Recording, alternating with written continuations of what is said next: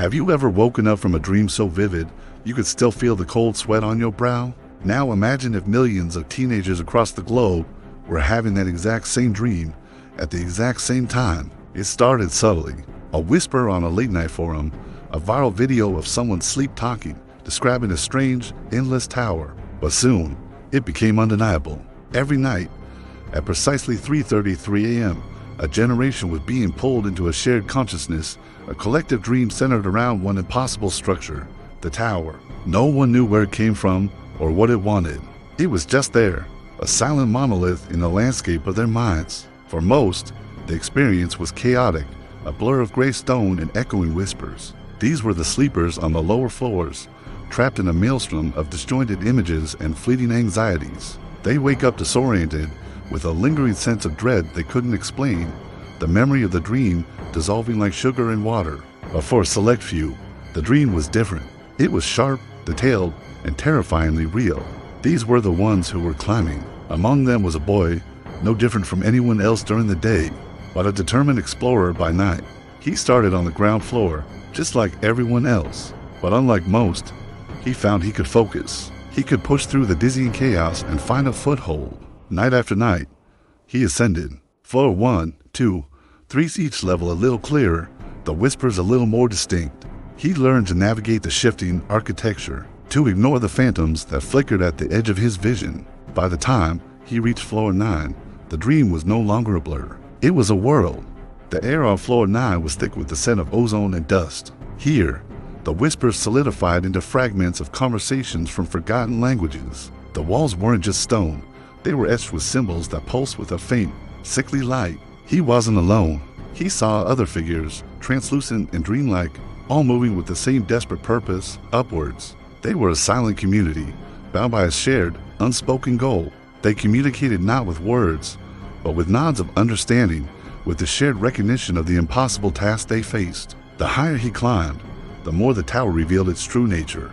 Past floor 15, the physics of the dream began to break down. Gravity would invert without warning. Hallways would stretch into infinity or fold in on themselves. The other dreamers he encountered looked more worn, their forms flickering with exhaustion.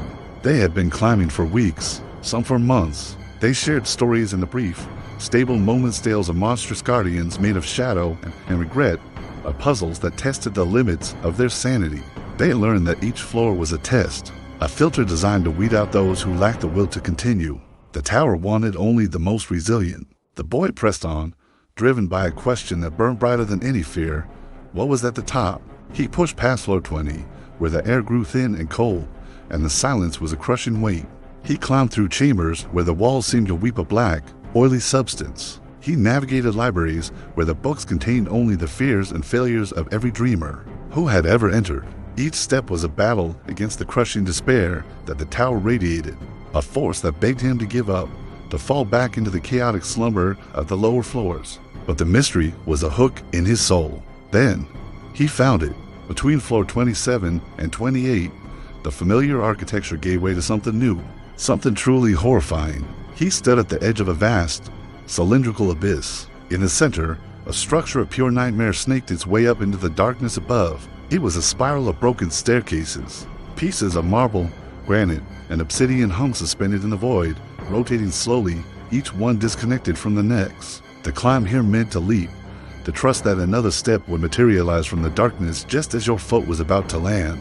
It was a leap of faith, over and over again. Many dreamers turned back here. The risk was no longer just getting lost. It was the fear of falling into that bottomless pit, of being erased from the dream entirely. But the boy, along with a handful of others, saw it as the only path forward. Their first jump was terrifying. For a heart-stopping second, there was nothing but the void below. Then, his foot landed on solid, cold stone. He looked back and saw others following, their faces grim with determination. They were a small, dwindling party, leaping from one floating shard to the next, a silent ballet in the heart of the abyss. As they ascended the spiral, something incredible happened. The whispers that had haunted them from the beginning started to coalesce. They weren't just random sounds anymore. They were memories. Their own memories, twisted and fragmented. A forgotten childhood birthday party, the sting of a first heartbreak, the pride of a small victory. But they were mixed with other memories that didn't belong to them. the feel of a sword hilt in a hand that wasn't theirs, the sight of a city with silver spires under a violet sky, the sound of a promise made in a language they had never heard, yet understood perfectly.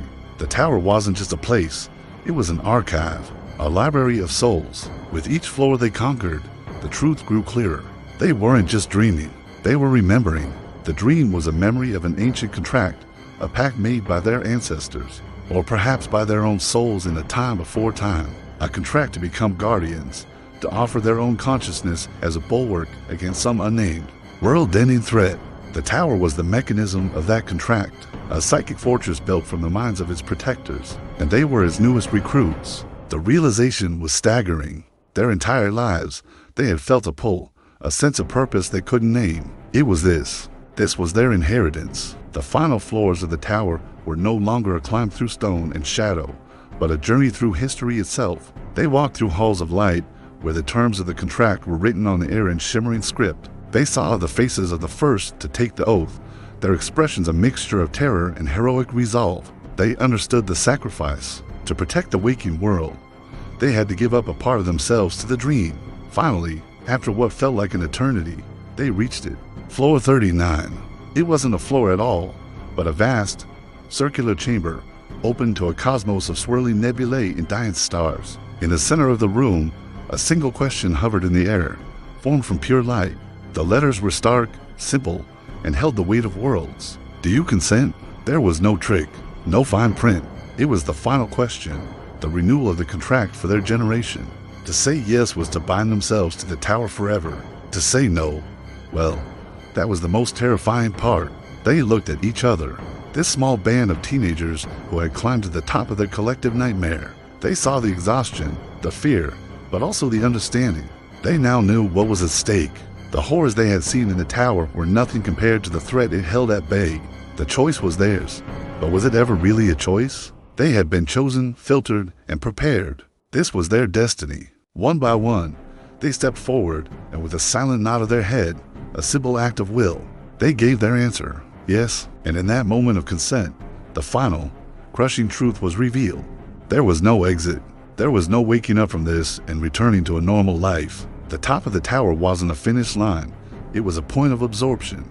The chamber dissolved around them, the starry cosmos faded, and they felt their consciousness stretching, thinning, weaving together with the others. They were becoming part of the structure itself. They were the mortar for the next layer of the fortress. The tower was a living thing, a gestalt mind built from generations of guardians, and they were its newest wall.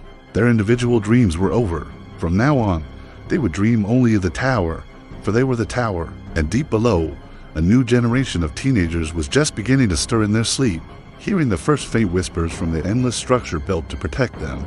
Thank you so much for joining me on this journey into the tower. If you love stories that mess with your mind, make sure to hit that like button and subscribe for more deep dives into the strange and unknown.